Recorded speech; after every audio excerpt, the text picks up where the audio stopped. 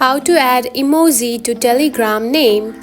If you have been using the Telegram and wondering on how to add or use emojis or stickers on the names of Telegram, don't worry, in this video I will show you how to do it. So let's get started.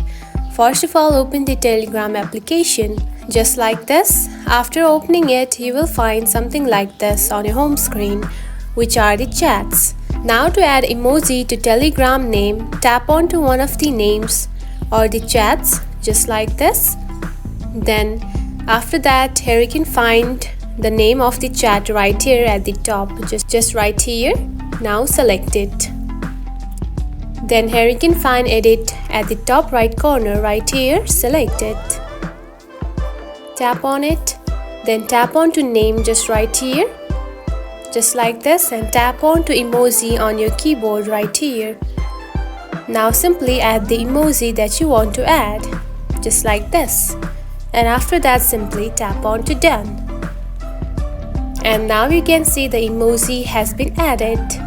And that's it. This is how you can add emoji to Telegram name. Now do the same process for other names as well. If you found this video helpful, don't forget to like and subscribe for more tips. Thanks for watching.